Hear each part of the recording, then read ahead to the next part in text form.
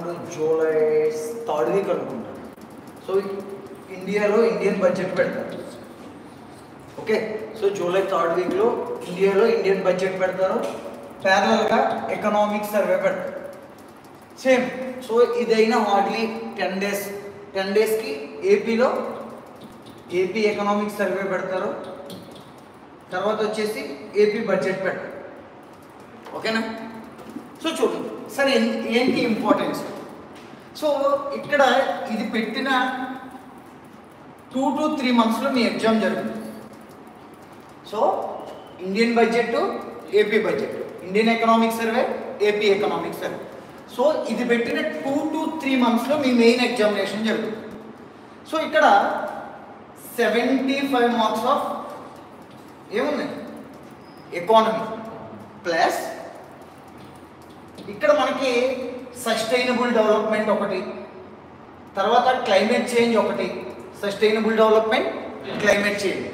Then ఇక్కడ power అనే ఒక లెసన్ ఉంది చూడండి, ఎనర్జీ సెకండ్ లెసన్ ఉందా, plus science and technology policies.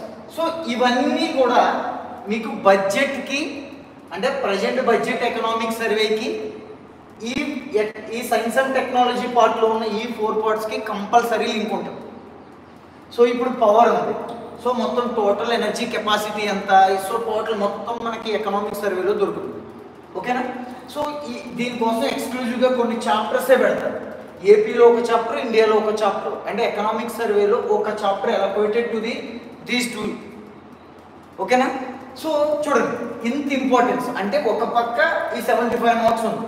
So మీరు బేసిక్స్ ఒక 25 మార్క్స్ అడిగాడు, ఇంకా రిమైనింగ్ 50 మార్క్స్ కంప్లీట్గా Indian budget economic survey, AP budget economic survey, అంటే 50 ఇక్కడ ప్లస్ పాలిటీ కరెంట్ అఫైర్స్ ఇవన్నీ చూసుకోగలదు అవి. దీంతో పాటు ఇంకొక 10 to 25 మార్క్స్.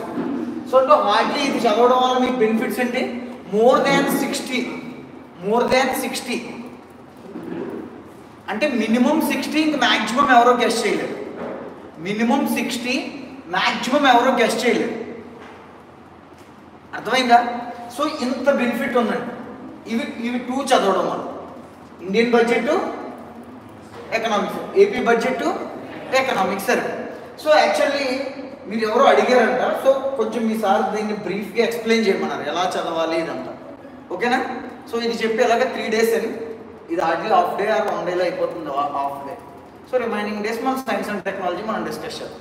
ఓకేనా? సో చూడండి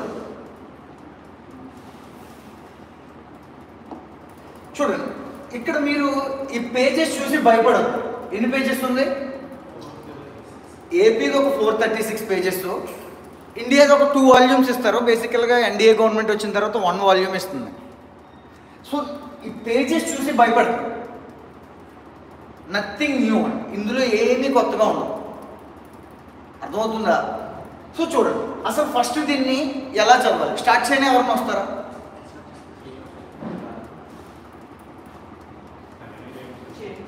ఓకే చూడండి, ఫస్ట్ మీరు జస్ట్ ఒక చాప్టర్ చూడండి, దీన్ని ఇదేమి కష్టంగా ఉంటుంది, చాలా ఈజీ, మీరు ఏం భయపడద్దు. ఇది చూసి చూడండి సేమ్ అండి, మ్యాక్సిమం ఇండియా ఎలా ఉంది నేమ్స్లో కొంచెం చేంజ్ ఉండొచ్చు కానీ సేమ్ కాన్సెప్ట్స్.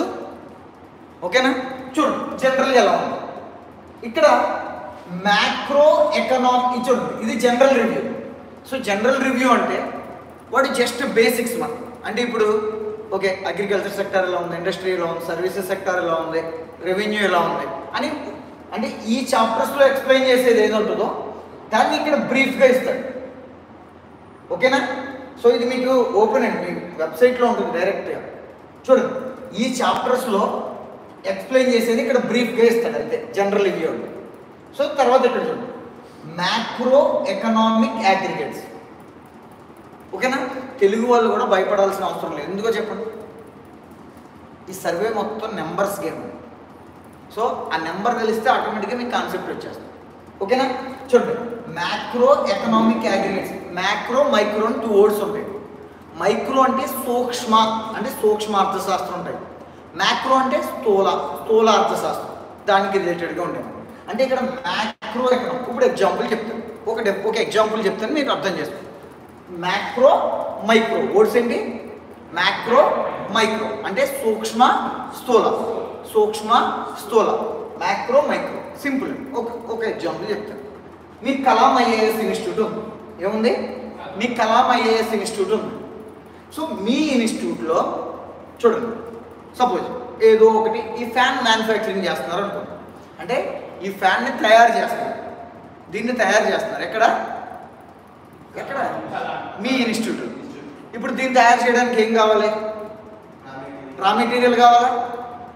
నెక్స్ట్ ఇన్వెస్ట్మెంట్, పెట్టుబడి కావాలా?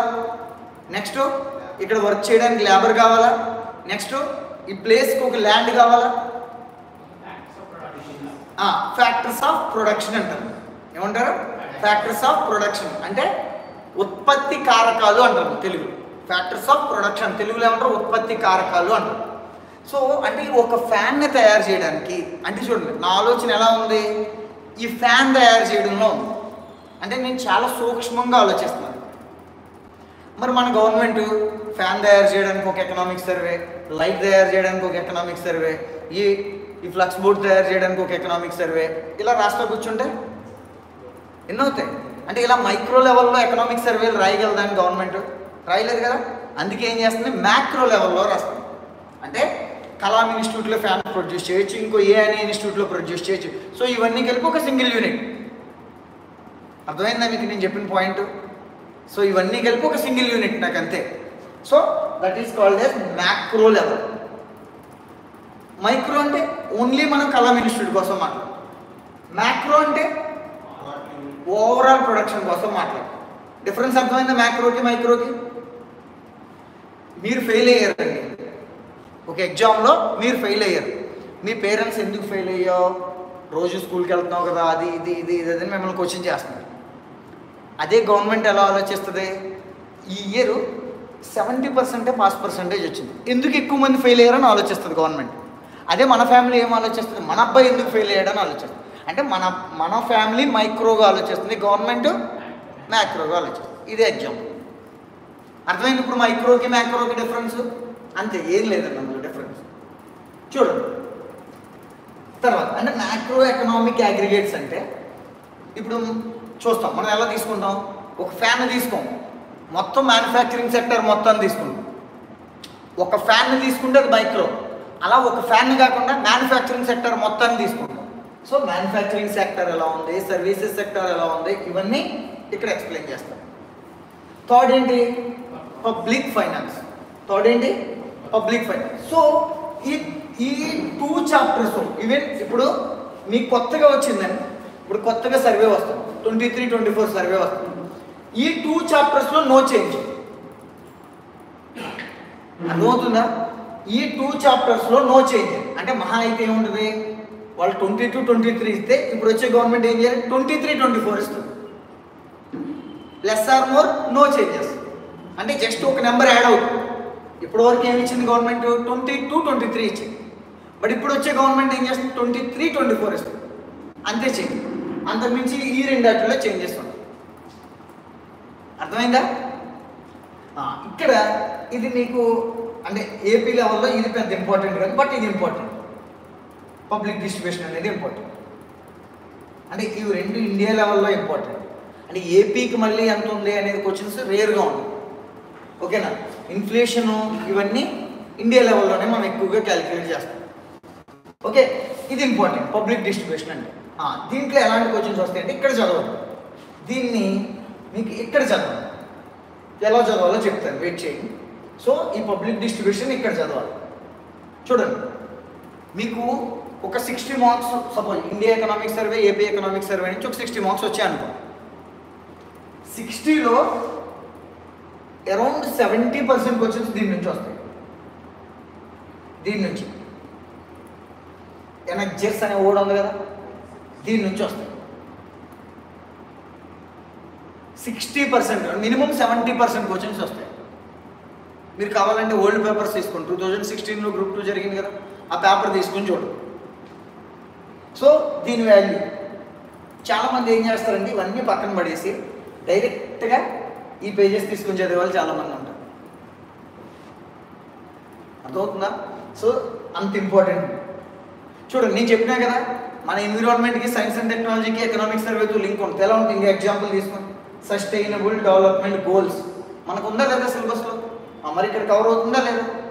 అంటే అర్థం ఏంటి? ఈ ఎకనామిక్ సర్వే ఓన్లీ ఎకనామికే కాదు, ఈ ఎకనామిక్ సర్వే ఓన్లీ ఎకనామికే కాదు, మనకు కూడా యూజ్ అవుతుంది అని చెప్తుందా? ఇప్పుడు తర్వాత చూడండి ఎగ్జాంపుల్. ఇప్పుడు ఇక్కడ చూడండి, ఎకనామిక్ ఇన్ఫ్రాస్ట్రక్చర్లో ITENCN ఉందా? Information technology, electronics and communications. అంటే ఆటోమేటిక్గా అర్థం ఏంటి? మనకి ఏ యూనిట్లో కవర్ అవుతుందండి? కవర్ అవుతుందా? అంటే చూడండి, ఎకనామిక్ సర్వే అంటే ఓన్లీ ఎకనామిక్. ఈ పాయింట్ చూడండి, గుడ్ గవర్నెన్స్ ఇనిషియేటివ్స్ అంటే పాలిటీలో కవర్ అవుతుందా లేదా? అంటే ఎకనామీతో పాటు ఇంకెక్కడ కవర్ అవుతుందా? అర్థమవుతుంది నేను చెప్పింది? అందుకే నేను చెప్పింది మోర్ దాన్ 60 మార్క్స్ అని చెప్పి. ఓకేనా? చూడండి ఇప్పుడు దీన్ని ఎలా చదవాలి, ఎందుకంటే వస్తుంది కదండి మనకి. చూడండి, పేజెస్ చూసి భయపడద్దు. చూడండి, అప్పుడే 3 పేజెస్ ఏమైనా చదివాము మనం, 3 పేజెస్ అయిపోయింది. సో దీన్ని సైజు చూసి ఎవ్వరు భయపడదు. ఓకేనా? సో చూడండి, ఇప్పుడు ఆల్రెడీ మీకు పోలవరం మీద ఒకటి, క్యాపిటల్ మీద ఒకటి, సో ఏదో వైట్ పేపర్ రిలీజ్ చేశారు కదా, అంటే జనరల్గా రిలీజ్ చేశారు కదా, జస్ట్ ఒక లుక్ వేయండి దాన్ని. కంపల్సరీ ఎందుకు వేయాలి అంటే అసలు ఏంది పోలవరం ప్రాజెక్ట్ ఎక్కడ ఉంది, మినిమం బేసిక్స్ అనేది మీకు అర్థమైపోతుంది. ఇంక మీరు జియోగ్రఫీలో చదవాల్సిన అవసరం ఉంది. ఎగ్జామ్లో మనకి ఇంపార్టెంటే కాదా అది? ఎస్, ఎకనామిక్ సర్వేలో పోలవరం కోసం ఎక్స్క్లూజివ్గా మెన్షన్ చేస్తారు. ఎకనామిక్ సర్వేలో పోలవరం కోసం ఎక్స్క్లూజివ్గా మెన్షన్ చేస్తారు. ఈ ఎకనామిక్ సర్వేలో ఏది ఉందో అదే చంద్రబాబు నాయుడు మీకు ప్రెస్ మీట్లో చెప్పాడు కదా, సో అదే ఇందులో ఉంది. ఎందుకంటే అఫీషియల్ గవర్నమెంట్ డాక్యుమెంట్స్ అంటే ఇంక ఇక్కడ ఉన్నదే అక్కడ ఉంది. ఓకేనా? సో ఇవి చాప్టర్స్ అండి, మీరు ఏం చూడద్దు, చాలా ఈజీ. ఓకేనా? ఒక్కసారి జస్ట్ నేను చూపిస్తాను మీకు ఇలా చదవాలని, మీరు అర్థం చేసుకుంటే ఈజీ. చూడండి, ఇప్పుడు ఇక్కడ మొత్తం అన్నీ కవర్ అవుతాయండి. ఎకనామిక్ సర్వే అంటే ఒక్క ఎకనామిక్ సర్వే చదివారంటే ఏపీ సిచ్యువేషన్ ఏంటో మీకు అర్థమైపోతుంది. ఓకేనా? చూడండి,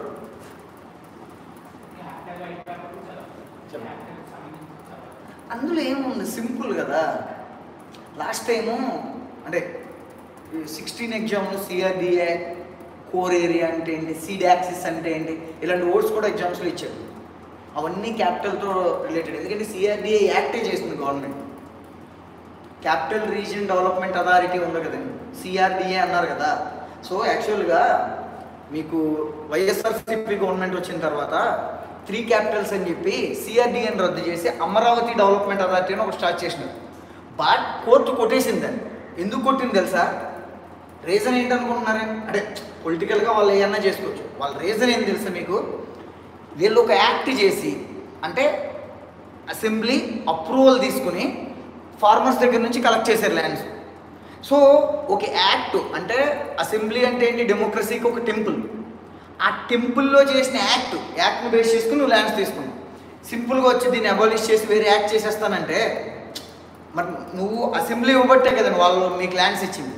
అందుకే కోర్టు ఒప్పుకోలేదు. రీజన్ అర్థమైందా? వాళ్ళకి లీగల్గా ప్రొటెక్షన్ ఎక్కడ ఉందంటే యాక్ట్లో ఉంది. ఆ యాక్ట్లో చాలా క్లియర్గా మెన్షన్ చేస్తారు. సో ఇప్పుడు మీ దగ్గర నుంచి నేను 10 acres ఆఫ్ ల్యాండ్ తీసుకున్నాను. సో మీకు వాడు ఎంత క్లియర్గా ఎక్స్ప్లెయిన్ చేశారంటే ఇక్కడ ఒక ఎగ్జిక్యూటివ్ క్యాపిటల్ అనేది డెవలప్ చేస్తాం. మీకు ఇక్కడ ఒక ఎగ్జిక్యూటివ్ క్యాపిటల్ అనేది డెవలప్ చేసి దానికి ఇన్ఫ్రాస్ట్రక్చర్ ప్రొవైడ్ చేసి సో దాంట్లో మీకు ప్లాట్స్ ఇస్తామని చెప్పాను. అప్పుడు మీరు అగ్రీ చేసి నాకేం చేస్తారు, అగ్రికల్చర్ ల్యాండ్ ఇచ్చారు. పాయింట్ అర్థమైందా? ఇప్పుడు జగన్ వచ్చిన తర్వాత ఏం చేసినాడు, no more executive capital in Amaravati. అంటే అమరావతిలో ఎగ్జిక్యూటివ్ క్యాపిటల్ అనేది లేదు. సో షిఫ్టెడ్ టు వైజాగ్ అన్నారు. సో అమరావతిలో ఎగ్జిక్యూటివ్ క్యాపిటల్ లేకపోతే సో ఇక్కడ ఇన్ఫ్రాస్ట్రక్చర్ అనేది ఉంటుందా? ఉండదు. ఉండనప్పుడు నువ్వు వాళ్ళకి ప్లాట్ ఇస్తే దానికి వాల్యూ ఉంటుందా? ఉండదు. బట్ నువ్వు వాళ్ళ దగ్గర నుంచి ల్యాండ్ ఎలా తీసుకున్నావు? We should provide executive capital with well developed infrastructure అని చెప్పి యాక్ట్లో మెన్షన్ చేశారు. ఇప్పుడు 3 క్యాపిటల్స్ అని షిఫ్ట్ అవుతున్నారు వాళ్ళు. అదే పాయింట్తో కోర్టులో కేసు పడింది. అర్థమైందా? కోర్టులు చాలా జాగ్రత్తగా అబ్జర్వ్ చేస్తాయి.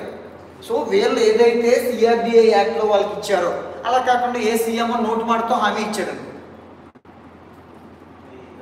ఎవ్రీ ఇయర్ జాబ్ క్యాలెండర్ అన్నారు. ఇవ్వలేదని చెప్పి మీరు కోర్టుకి వెళ్ళలేరు. ఇవ్వలేదు అని చెప్పి మీరు కోర్టుకి వెళ్ళరు. కోర్టు ఏం చెప్పుద్ది? సో అది ఒక ఎగ్జిక్యూటివ్ డిసిషన్.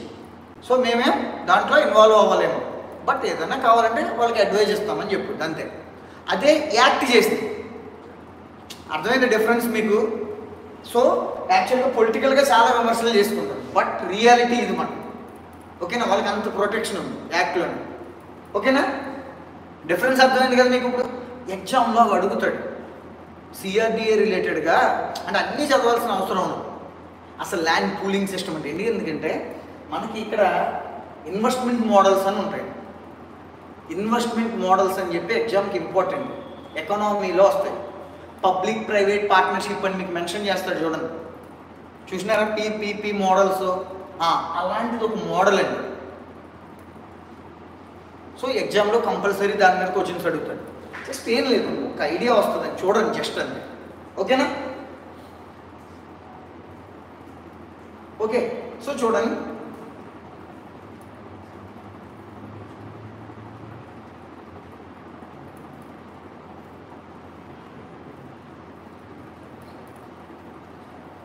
సో ఈ చాప్టర్ని చదివేస్తే మొత్తం చదివేసినట్టే. మీరు ఈ చాప్టర్ చదివేస్తారు అనుకోండి, మొత్తం ఎకనామిక్స్ సర్వే చదివినట్టే, పైపోయింది.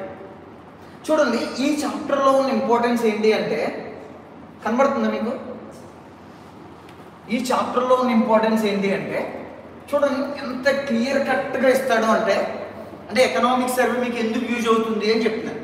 మీరు ఏబిసిడి బుక్స్ అన్నీ కొంటారు కదా, వాళ్ళందరూ ఎక్కడి నుంచి ఎత్తుతారు? ఈ చాప్టర్ నుంచి ఎత్తుతారు. చూడండి ఎంత క్లియర్గా మీకు. సో ఏపీలో ఎన్ని డిస్ట్రిక్ట్స్ ఉన్నాయి చూడండి? 26 డిస్ట్రిక్ట్స్. సో మీ ఏరియా ఎంత? 1 lakh. సో దీనికి ఇలా అండగా ఉండదు, ఇక్కడ నుంచి డైరెక్ట్గా యూజ్ చేయండి సార్. ఇక్కడ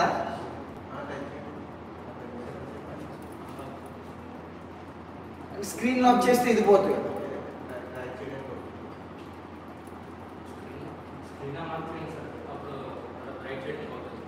స్క్రీన్ అన్లాక్ చేస్తే తర్వాత బ్లాక్గా వచ్చేస్తుంది. వస్తుందా?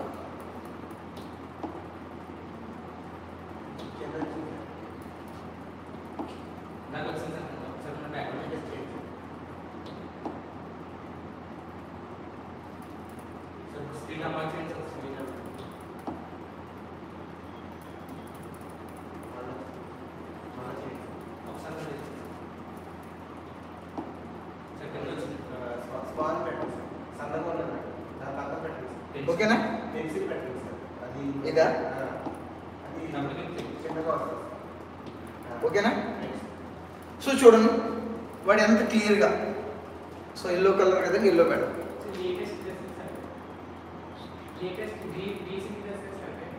ఇదా? ఇది లాస్ట్ ఇంకా పెట్టలేదు కదా గవర్నమెంట్. అంటే జస్ట్ ఇప్పుడు వచ్చినా ఇంతే వస్తుందండి. ఇది ఏం మారుతుంది, ఏది మారుతుందో నేను చెప్తాను మీకు. చూడండి ఇంకా పెట్టలేదు కదా. ఇది చూడండి వాడు ఎంత క్లియర్గా ఇచ్చాడు. మీ geographical area total districts. So 1,62,970 square kilometres. ఇది మీ geographical area 1,62,970 square kilometres with 26 districts. ఇదేం మార్పు, సేమ్ అలానే వస్తుంది. ఇప్పుడు ఏమైనా డిస్ట్రిక్ట్స్ పెంచితే మళ్ళీ పెరుగుతుంది. చూడండి 8th లార్జెస్ట్ స్టేట్ అంటే ఏంటి? ఏరియాని బేస్ చేసుకుని.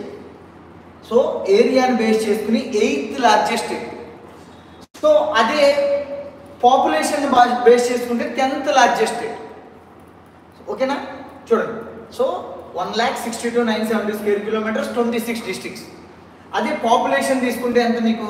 4.09% of the total population of the country. ఎందుకంటే మనకి ఇంకా ప్రజెంట్ 2011 సెన్సస్ కదా రన్ అవుతుంది. సో దీన్ని బేస్ చేసుకుంటే ఎంత? 4.09%.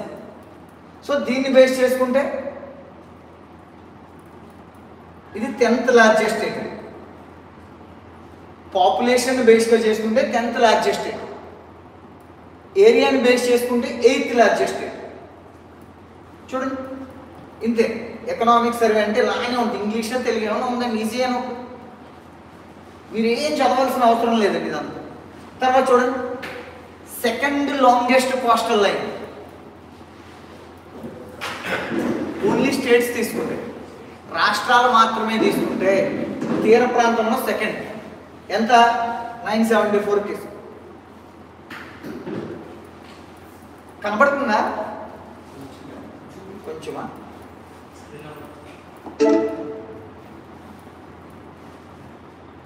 ఓకే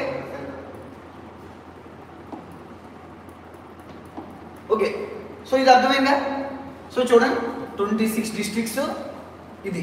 సో తర్వాత ఏంటంటే సెకండ్ లార్జెస్ట్ కోస్టల్ లైన్. తర్వాత ఓన్లీ ఏరియా తీసుకుంటే 8th లార్జెస్ట్ స్టేట్. అదే మొత్తం తీసుకుంటే 10th largest state in the country population బేస్గా తీసుకుంటే. ఓన్లీ స్టేట్సే తీసుకున్నారనుకోండి, అంటే ఇలా ఈ 9 స్టేట్స్ తీసుకుంటే second largest coastal line. Only ఈ 9 స్టేట్స్ తీసుకుంటే. So Gujarat to west Bengal, so only ఇవే తీసుకుంటే సెకండ్. సో చూడండి, ఇంక ఇది ఏం అవసరం లేదు, జస్ట్ ఇది చూడండి. మొత్తం పాపులేషన్లో 4.09% అండి ఏపీ. ఇప్పుడు మారుతుంది, మళ్ళీ 21 సెన్సస్ వస్తే చేంజ్ అవుతుంది. ఓకేనా? ఇది ఇంకా అవసరం లేదు, మీకు ఇంట్రెస్ట్ అంటే కనుక చూసుకోండి. అంటే చూడండి, ఏపీ గ్రోత్ రేట్ అంటే వాడు కొంచెం టిపికల్గా క్వశ్చన్ అడగలను. ఏం చేస్తాడు? 2001 to 2001 population growth rate of AP more than India అంటారు. అంటే కొంచెం టిపికల్గా క్వశ్చన్ అడగలను. సో అలాంటప్పుడు ఇది యూజ్ అవుతుంది. చూడండి, ఓన్లీ 9.21% అంటే 2011 to 12, 2001 to 11 AP growth rate, population growth rate. But అదే ఇండియా తీసుకుంటే అదే టైంలో ఆల్ ఇండియాస్ గ్రోత్ అంటే లోయర్ దెన్. నేనేమన్నాను? మోర్ దెన్ అన్నా. ఇక్కడేమన్నాడు వాడు? లోయర్ దెన్ అన్నాడు. అంటే దానికంటే తక్కువ, ఇండియా కంటే ఏపీది తక్కువ, బట్ ఇక్కడ ఎక్కువ. చూడండి, ఇప్పుడు ఇందులోంచే మనకి ఎన్ని బిట్స్ ఉన్నాయి చూసారా? ఇది అథెంటిక్ సోర్స్. బట్ నీకు ఇందులో మిస్టేక్ ఉన్నా ఎగ్జామ్లో దీనికే ఆన్సర్ ఇవ్వాలి. ఇంకా దీంట్లోనే మనకి ఎన్ని క్వశ్చన్స్ కవర్ అవుతాయి అర్థమైందా? ఇది ఇంపార్టెంట్. తర్వాత సో నెక్స్ట్ చూడండి, పాపులేషన్ డెన్సిటీ ఇండియాదంతా ఏపీదంతా. చూడండి, వాడు కొంచెం ఎగ్జామ్ టఫ్గా ఇవ్వాలి. ఏం చేయలేదు, 2-3 స్టేట్మెంట్లు డ్రా చేస్తాడు. ఏం చేస్తాడు? ఇక్కడ ఎంత 304, ఇండియాదంతా 382. పాపులేషన్ డెన్సిటీ అంటారు, జనాభా సాంద్రత. అంటే ఏంటి అంటే ఇది 1 కిలోమీటర్, ఇది 1 కిలోమీటర్, ఇది 1 కిలోమీటర్, ఇది 1 కిలోమీటర్ స్క్వేర్ తీసుకోండి. ఇది 1 కిలోమీటర్, ఇది 1 కిలోమీటర్. సో ఇది 1 కిలోమీటర్, ఇది 1 కిలోమీటర్ స్క్వేర్. అదే చతురస్రం ఉంటుంది కదా, ఇందులో ఎంత జనాభా ఉన్నారో లెక్క పెడతారు. అంటే 1 స్క్వేర్ కిలోమీటర్. దీని వైశాల్యం ఎంత? ఏరియా ఆఫ్ స్క్వేర్ ఏంటంటే చతురస్రం యొక్క వైశాల్యం ఎంత?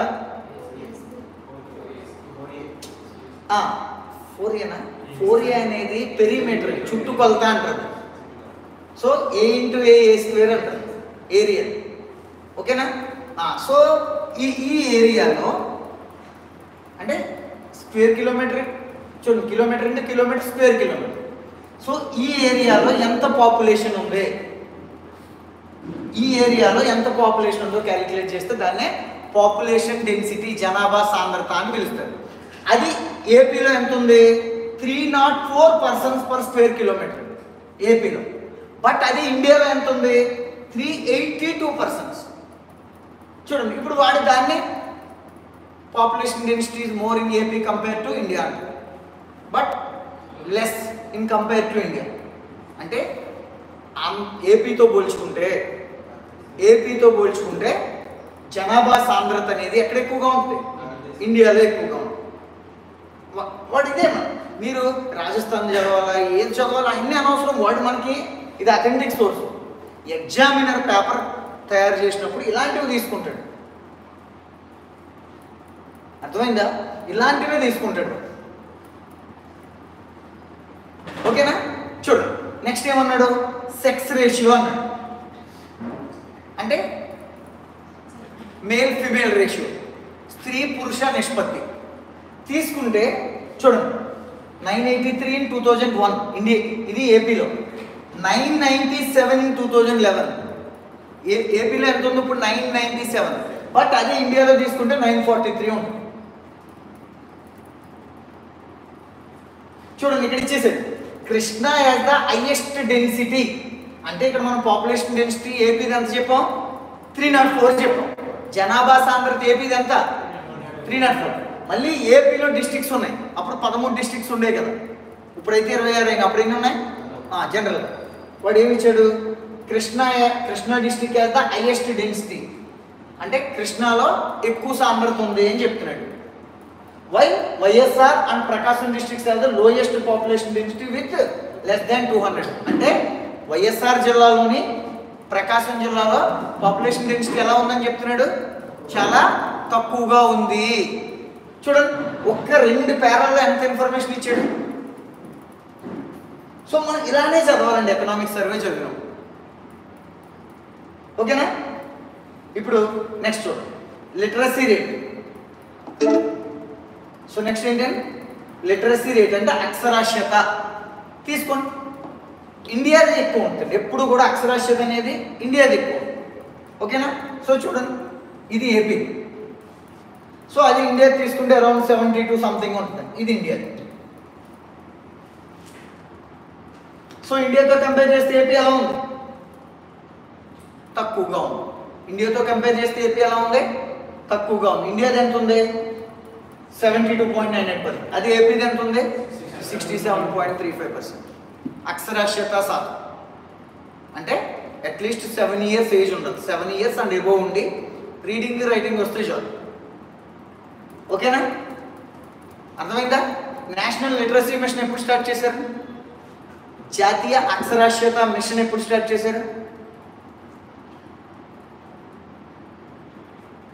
టెక్నాలజీ మిషన్స్ అన్న ఒక లెసన్ ఉందా, అందులో నేషనల్ లిటరసీ మిషన్ అనేది టెక్నాలజీ మిషనే కదా. ఎప్పుడు స్టార్ట్ చేశారు 1988, గుర్తుపెట్టుకోండి.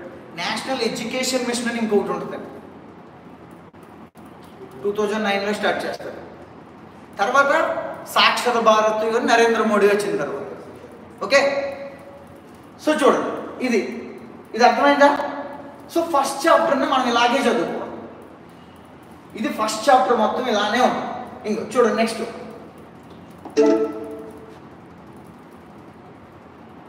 ఇది అర్బనైజేషన్. చూడండి ఏపీ అర్బనైజేషన్ పరిస్థితి ఏంటి ఏపీలో.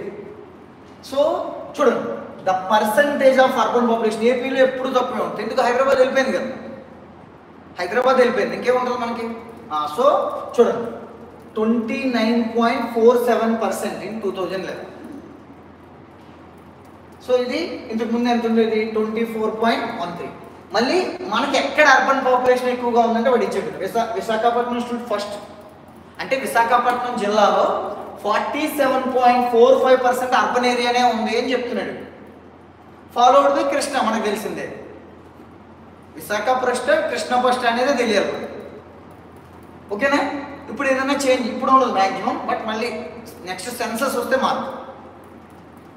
అర్థమైందా. లీస్ట్ ఎవరు Srikakulam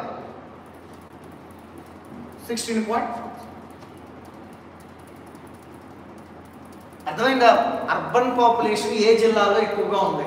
so urban population AP మొత్తం ఎంత ఉందని 29 పాయింట్ సంథింగ్. మీకు గుర్తుపెట్టుకోవాల్సిన అవసరం 29.47 ఈజీ, జస్ట్ అలా చూడండి గుర్తుండిపో. ఇంతకుముందు ఎంత ఉండేది 24% ఉండేది. ఓకేనా.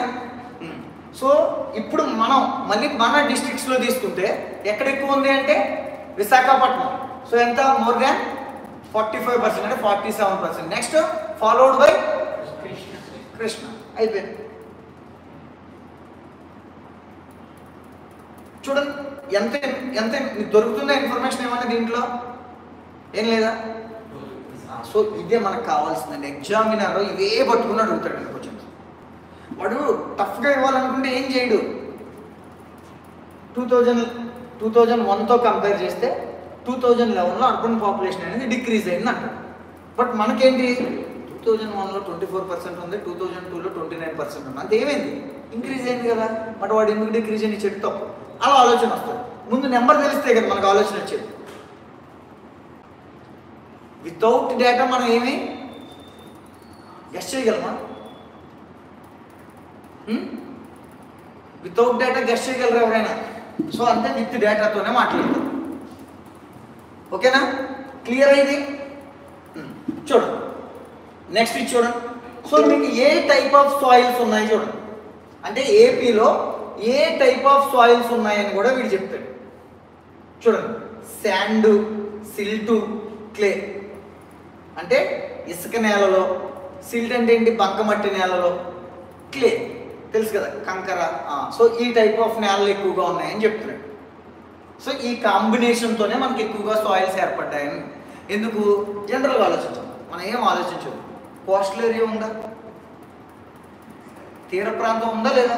ఆటోమేటిక్గా శాండ్ వస్తుందా లేదా?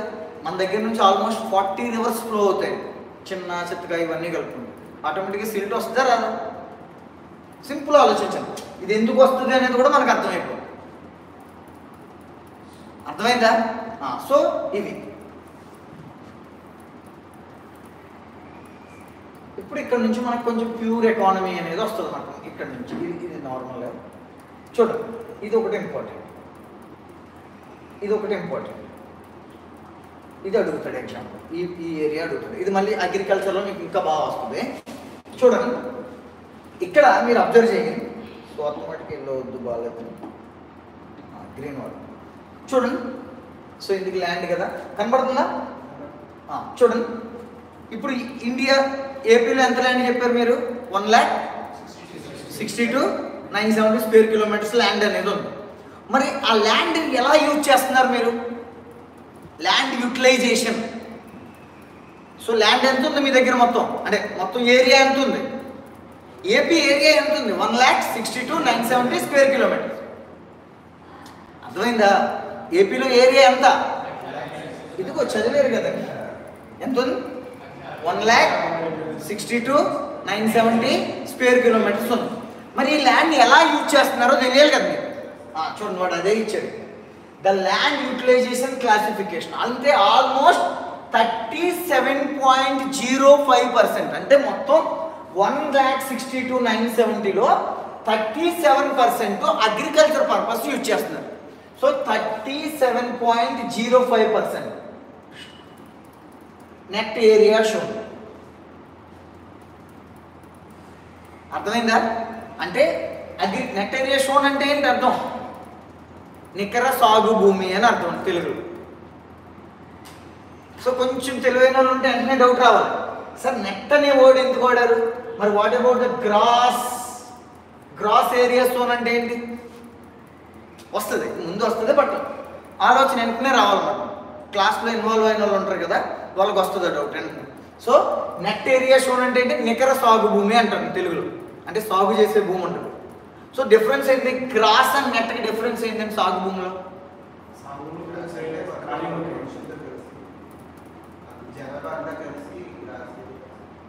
మీరు ఖాళీగా ఉంటుంది, మీరు జనాభా అంతా. ఇంకా సమాధానం ఓకే, ఒక్క నిమిషం, మీకు వచ్చిన ఆన్సర్ ఇక్కడే ఉంటుంది. ఓకేనా? సాగు చేసే భూమిని ఖాళీగా పెట్టారు. 1 year పెడితే దానికి కరెంట్ ఫాలో ల్యాండ్ అని, మోర్ దెన్ 1 year పెడితే అదర్ ఫాలో ల్యాండ్స్ అని చెప్పి దాన్ని ఆల్రెడీ సపరేట్ చేసేస్తాం. డిఫరెన్స్ ఏంటి? గ్రాస్ నెట్ చెప్తా చూడండి. ఇది 1 acre ఆఫ్ ల్యాండ్ అన్న, దీంట్లో నేను 2 crops వేసాను వితిన్ 1 yearలో. వితిన్ 1 yearలోనే 2 crops, ఖరీఫ్, రబీ. ఇంకా కొంచెం ఛాన్స్ ఉంటే ఏం చేస్తాను? అంటే మనం వేస్తాం కదా, పల్సెస్ వేస్తాం కదా, రెడ్ గ్రాము, బ్లాక్ గ్రాము, అంటే కందులు, మినుములు ఇలాంటివన్నీ వేస్తారు కదా, 3వ క్రాప్ కింద వేస్తారా? అంటే నేను ఈ ల్యాండ్లోనే ఎన్ని వేసిన? 3 వేసిన. ఇప్పుడు నా నెట్ ఏరియా షోను 1 కిందే చూపిస్తాం. నెట్ ఏరియా షోన్ అంటే ఇది 1 acre ఆఫ్ ల్యాండే, బట్ క్రాప్స్లో నేను ఎన్ని క్రాప్స్ వేసానో చూపిస్తాను. టోటల్ ఎన్ని క్రాప్స్ వేసాను? 3 crops వేసాను. సో అది 3 కింద చూపిస్తాను నా ల్యాండ్. అర్థమైందా? అర్థం కాలేదా? అది చూడు, ఇప్పుడు అంటే 37%. సో మొత్తం ఎంత? 1,62,970. చూడండి ఇక్కడ ఈ నెంబర్ గుర్తుపెట్టుకోవాల్సిన అవసరం లేదు, ఆల్రెడీ మీకు ఇది తెలుసు కదా. 1,62 37% తెలుసు. ఒకవేళ ఎగ్జామ్లో వాడు నెంబర్ అడిగాడు అనుకోండి, 1,62,970 into 37 క్యాలిక్యులేట్ చేస్తే ఇది వచ్చేస్తుంది, ఈజీ. బట్ మీకు కావాలంటే చేసుకోండి, ఇది కూడా గుర్తుపెట్టుకోవాలనుకోండి. అంటే 37% దేని కింద ఉంది? నెట్ ఏరియా షోన్ కింద అయిపోయింది.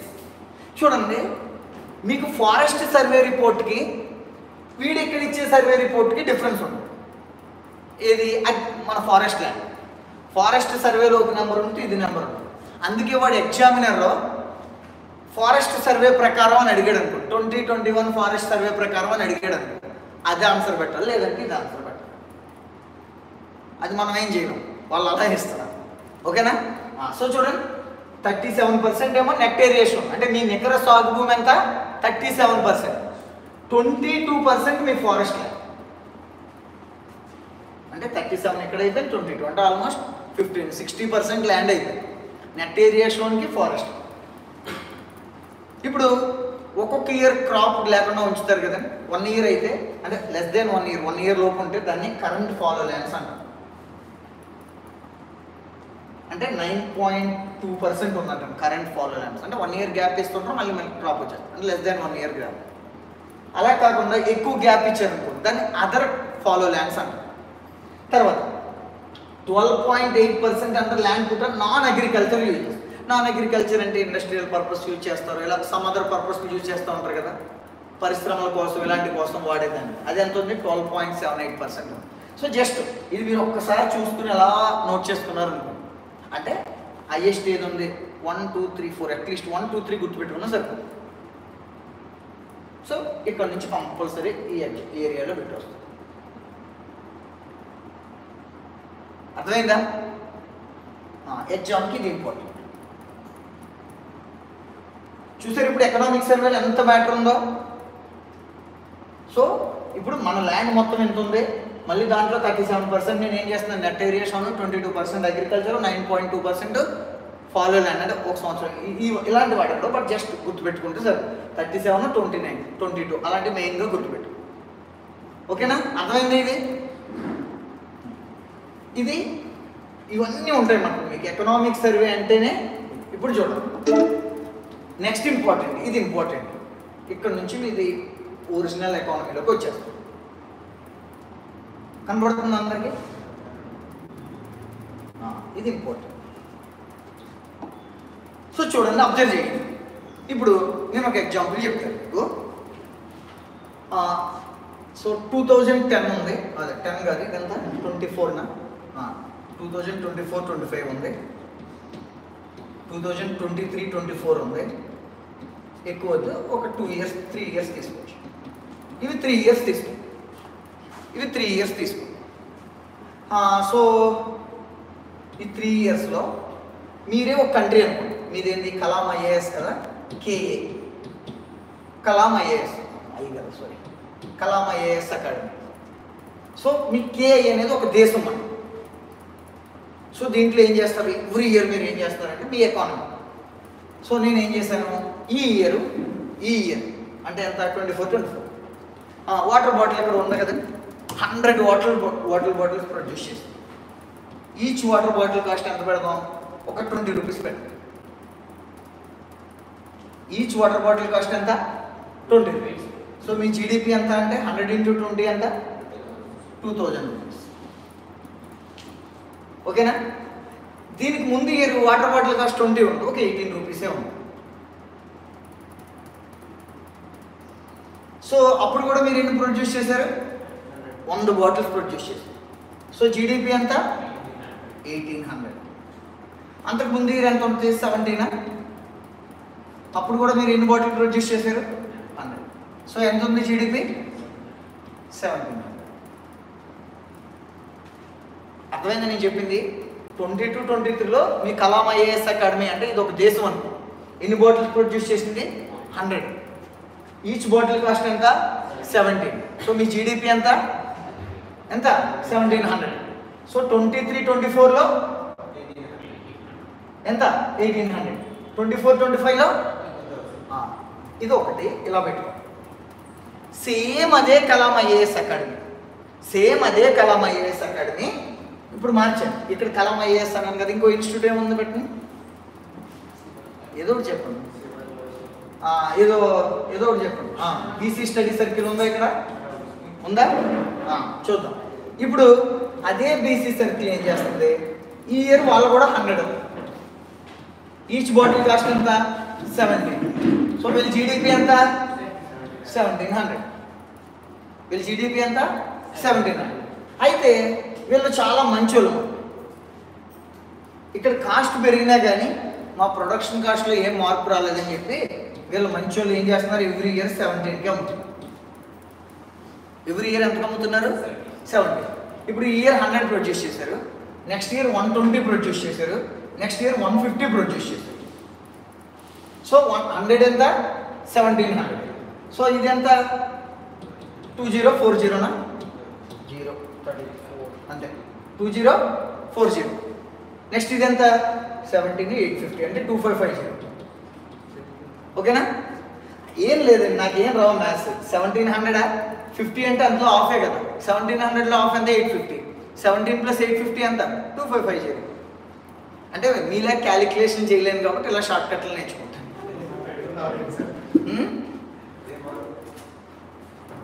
అంతే కదండి. నేను చూడండి, ఇది చూడండి, ఇది ఎలా చేశాను, 5 times 1700లో 15 పార్ట్ ఎంత అయిపోయింది.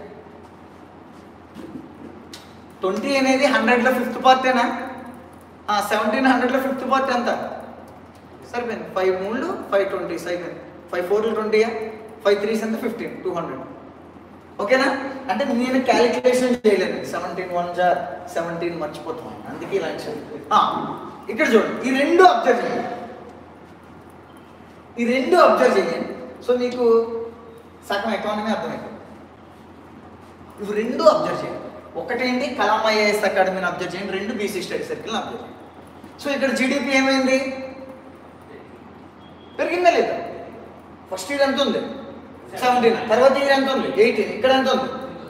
బట్ బీసీ స్టడీ సర్కిల్లో కూడా పెరిగింది. ఎంత ఉంది 1700 ఉంది, 204 ఉంది. ఇక్కడ ఒకటి అబ్జర్వ్ చేయండి. యాక్చువల్లీ మనం క్యాలిక్యులేట్ చేసే మనీ ఎందుకు, ఇది ఈ మనీ అనేది ఒక యూనిఫామ్గా ఉండడానికే మనం మనీ వాడుతాం. అంతే తప్పితే మనీ అనేది మనం సృష్టించిందే. ఎగ్జాంపుల్ చెప్తాం. ఇప్పుడు మీకు ఇంతకు ముందు బార్టర్ సిస్టమ్ ఉండేది, చదివేవారు కదా. బార్టర్ సిస్టమ్ అంటే ఏంటి, నాకు వాటర్ కావాలనుకున్నాను, సో నేను క్లాస్ చెప్తాను, మీ అబ్బాయిని నా దగ్గరికి ట్యూషన్కి పంపించండి, మీ అబ్బాయికి ట్యూషన్ చెప్తాను, మీరు నాకేం చేయాలి, వాటర్ తెచ్చని చెప్తాను. ఇంకొకరు నా క్లాత్స్ వాష్ చేయాలి, వాళ్ళని కూడా మీ అబ్బాయిని పంపించినాను, వాళ్ళకి పిల్లలు లేరు, అప్పుడు ఏం చేయాలి, ట్యూషన్కి పంపడానికి వాళ్ళ దగ్గర పిల్లలు లేరు, అప్పుడు ఏం చేయాలి, మనమే చేసుకోవాలా, అంతేనా? సో ఆ కోఇన్సిడెన్స్ అనేది లేకపోతే, అంటే మీ వాన్స్ వాళ్ళ వాన్స్ ఈక్వల్ అవ్వలేదండి, అప్పుడేమవుతుంది, భారత సిస్టమ్ అనేది ఫెయిల్ అయిపోయింది. అందుకని ఏదో ఒకటి మీడియం ఆఫ్ ఎక్స్చేంజ్గా మనీని తెచ్చారు. కానీ మీ కలాం ఐఏఎస్ అకాడమీలో 22 23లోనే 100, 23 24లోనే 100 ప్రొడ్యూస్ చేశారు, 24 25లోనే 100 ప్రొడ్యూస్ చేశారు. బికాజ్ ఆఫ్ ఇన్ఫ్లేషన్, అంటే ఇక్కడ మనీ వాల్యూలో చేంజ్ వల్ల జీడిపి పెరిగింది, కానీ ఇక్కడ ప్రొడక్షన్లో ఏమైనా చేంజ్ వచ్చిందా, ఉత్పత్తిలో ఏమైనా మార్పు వచ్చిందా? 22 23లో ఉంది, 23 24లో ఉంది, 24 25లో కూడా ఉంది. అర్థమైందా? బట్ అదే బీసీ స్టడీ సర్కిల్ అబ్జర్వ్ చేయండి, వీళ్ళు దీన్ని పట్టించుకోవాలా, ఇది పెంచుకున్నారు, దీనివల్ల అంటే ప్రైజ్ పెరగడం వల్ల జీడిపి పెరిగితే అది ప్రాబ్లమా కదా? ఇక్కడ కేవలం మీ ప్రొడక్షన్లో మార్పు రాలేదు, జనాభా పెరిగిపోతుంది. చూడండి, ఒక పక్క జనాభా పెరిగిపోయింది, మీ ఉత్పత్తిలో చేంజ్ రాలేదు, అప్పుడు ఇంకా ధరలు ఏమైపోతాయి, పెరిగిపోతా ఉంటాయి, అవునా కదా? సో మరి ఇలాంటిది డిసడ్వాంటేజే కదా. ఇలాంటి దాన్ని రూపుమాపడం కోసమే మనకి ఏం చేశారు అంటే, ఇలాంటి దాన్ని రూపుమాపడం కోసమే రెండు ప్రైజెస్ తీసుకొచ్చారు. కాన్స్టెంట్ ప్రైజెస్ అంటే కరెంట్ ప్రైజెస్, వాస్తవ లేదా స్థిర ధరలు అంటారు తెలుగులో. కాన్స్టెంట్ ప్రైజెస్ అంటే తెలుగులో స్థిర ధరలు లేదా వాస్తవ ధరలు అని పిలుస్తారు. కరెంట్ ప్రైజెస్ అంటే ప్రస్తుత ధరలు అని పిలుస్తారు. ఇప్పుడు మనకి ఇండిపెండెన్స్ వచ్చినప్పటి నుంచి ఏం చేస్తారో చెప్తారు. చూడండి, కాన్స్టెంట్ ప్రైజెస్, రెండోది ఏంటి కరెంట్ ప్రైజెస్. కాన్స్టెంట్ అంటే స్థిర ధరలు, కరెంట్ అంటే ప్రస్తుత ధరలు. చూద్దాం. ఇప్పుడు మీరు కలం ఐఏఎస్ని తీసుకుందాం. మళ్ళీ 22, 23, 23, 24, 24, 25 ఈ 17 రూపీస్. అంటే నేనేం చేస్తానంటే చూడండి, ఈ ప్రైజ్ చేంజెస్ వల్ల జీడిపిలో తేడా రాకూడదు. ఈ ప్రైజ్ చేంజ్ వల్ల జీడిపిలో తేడా రాకూడదు. అందుకని నేను ఏం చేస్తానంటే ఒక బేస్ ఇయర్ తీసుకుంటాను. బేస్ ఇయర్ తెలుగులో ఆధార సంవత్సరం అంటారు. బేస్ ఇయర్ తెలుగులో ఏమని పిలుస్తారు? ఆధార సంవత్సరం తీసుకుంటాం. ఓకే, ఆ సంవత్సరం ప్రైజెస్తోనే, అంటే ఈ బేస్ ఇయర్, ఈ ఆధార సంవత్సరం ధరలతోనే, ఈ ఆధార సంవత్సరం ధరలతోనే ఎవ్రీ ఇయర్ మీ జీడిపిని క్యాలిక్యులేట్ చేస్తాం. అప్పుడు ప్రైజ్ ఏమైనా మారుతుందా? ప్రైజ్ ఏమైనా మారుతుందా? మారదు. ఓన్లీ మీ ప్రొడక్షన్ మారితేనే జీడిపి మారుతుంది. ఓన్లీ మీ ఉత్పత్తి పెరిగితేనే జీడిపి పెరిగింది. అర్థమైందా? అర్థం కాలేదా? ఇప్పుడు మనకి ఇండిపెండెన్స్ వచ్చినప్పటి నుంచి ఫస్ట్ 1948, 49ని బేస్ ఇయర్ కింద తీసుకున్నారు. ఇండిపెండెన్స్ వచ్చింది తర్వాత 60, 61 తీసుకున్నారు. తర్వాత 70, 71, తర్వాత 80, 81, తర్వాత 93, 94, తర్వాత 99, 2000, ఆ తర్వాత 2004, 5, తర్వాత 2011, 12. ఇవన్నీ గుర్తుపెట్టుకో. ప్రజెంట్ ఏంటి అంటే 2011, 12. ప్రజెంట్ బేస్ ఇయర్ ఏది? 2011, 12. ప్రస్తుత ఆధార సంవత్సరం ఏది? 2011, 12. ప్రస్తుత ఆధార సంవత్సరం ఏది అంటే 2011, 12. అది గుర్తుపెట్టు. ప్రస్తుత ఆధార సంవత్సరం, ప్రజెంట్ బేస్ ఇయర్ ఏంది? 2011, 12. ఇది గుర్తుపెట్టు. ప్రీవియస్ 4, 5. ప్రీవియస్ ఏంటి? 4, 5. ఫస్ట్ ఏంటి? 48, 40. చూడండి, ఇక్కడ ఇంకోలా క్వశ్చన్ అడిగాడు. ఇండిపెండెన్స్ వచ్చిన తర్వాత అంటే ఇదే 1948, 40. ఎందుకు? మనకి ఇండిపెండెన్స్ ఎప్పుడు వచ్చేసింది? 47లోనే వచ్చింది. అలా కాకుండా క్వశ్చన్ వాడు ప్లానింగ్ కమిషన్ ఏర్పడిన తర్వాత బేస్ ఇయర్ ఏదని అడిగాడు. జస్ట్ క్వశ్చన్ మార్చాడు, సింపుల్. ప్లానింగ్ కమిషన్ ఏర్పడిన తర్వాత బేస్ ఇయర్ ఇది, లేదు కాన్స్టిట్యూషన్ ఏర్పడిన తర్వాత బేస్ ఇయర్ ఇది, రాజ్యాంగం వచ్చిన తర్వాత బేస్ ఇయర్ ఇది, ప్లానింగ్ కమిషన్ వచ్చిన తర్వాత బేస్ ఇయర్ ఇది అని అడిగాడు. అన్ని 1950 తర్వాతే కదా. అప్పుడు బేస్ ఇయర్ ఏదేమవుతుంది? ఇది. డిఫరెన్స్ అర్థమైంది ఇప్పుడు అందరికీ? కాన్స్టెంట్ ప్రైజెస్ అంటే ఏంటి, కరెంట్ ప్రైజెస్ అంటే ఏంటి? డిఫరెన్స్ చెప్పండి. కాన్స్టెంట్ అంటే ఏం చేస్తాం? ప్రొడక్షన్ ఇయరే, ఉత్పత్తి చేసేది ఇయరే, బట్ ప్రైజెస్ మాత్రం ఒక బేస్ ఇయర్ని తీసుకుంటాం. ప్రైజెస్ ఎక్కడ తీసుకుంటాం? ఒక బేస్ ఇయర్, ఆధార సంవత్సరం అంటారు తెలుగులో. బేస్ ఇయర్ని ఏమంటారు? ఆధార సంవత్సరాన్ని తీసుకుంటాం. సో ఆ బేస్ ఇయర్ని తీసుకునేదేమో కాన్స్టెంట్ ప్రైజెస్, దాన్నే వాస్తవ ధరలు అంటారు. వాస్తవ ధరలలో జీడిపి అంటే అది. అలా కాకుండా ప్రస్తుత ధరలలో జీడిపి అంటే కరెంటు ప్రైజెస్లో జీడిపి. డిఫరెన్స్ అర్థమైంది అందరికీ? ఇప్పుడు ఏది ఎక్కువ ఉంటుంది నార్మల్గా? ఇప్పుడు ఎగ్జామ్లో కూడా క్వశ్చన్ అడుగుతాడు. ప్రజెంట్ ధరలలో జీడిపి ఎక్కువగా ఉంది, దాని మీనింగ్ ఏంటంటే ఇన్ఫ్లేషన్ ఎక్కువగా ఉందనుకోండి, ఆటోమేటిక్గా జీడిపి ఏమైపోతుంది? Current prices. బట్ జిఎస్టీ నార్మల్గా కాన్స్టెంట్ అయితే నో చేంజ్. అర్థమైందా? సో ఇప్పుడు ఈ కాన్సెప్ట్ అర్థమైతే ఇప్పుడు దీన్ని బట్టి మీరు చూస్తారు. ఇక్కడ ఇదా?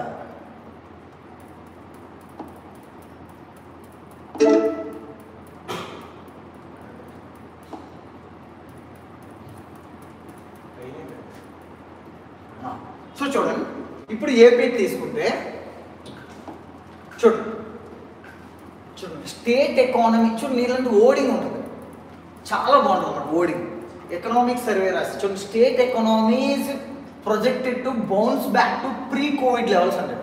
మనం దీన్ని లైట్గా తీసుకుంటాం, కానీ మనం ఆలోచించాలి. ఇప్పుడు మనకి కోవిడ్ ఎప్పుడు వచ్చింది? 2020 మార్చిలో వచ్చిందా? అంతేనా? 2020 మార్చిలోనే కదా కోవిడ్ వచ్చింది. ఇది అంటే 2021, ఇది 1920, తర్వాత ఏమైపోయింది? 21, 22 అయిపోయింది, 22, 23 అయిపోయింది, ఇప్పుడు 24, 25లో కూడా ఎంటర్ అయిపోయింది. ఇప్పుడు వీడు ఇక్కడ మాట్లాడుతున్నాడు, సారీ ఇక్కడ కాదు, ఇక్కడ మాట్లాడుతున్నాడు. ఏం మాట్లాడుతున్నాడు? మన ఎకానమీ ఏమైంది? ప్రీ కోవిడ్ లెవెల్కి రీచ్ అయిపోయింది అని చెప్తున్నాడు. అంటే మనం చదివినప్పుడు కూడా ఇలానే చదువుకోవాలి. వాడు ఇచ్చాడు కదా సింపుల్గా, ప్రీ కోవిడ్ లెవెల్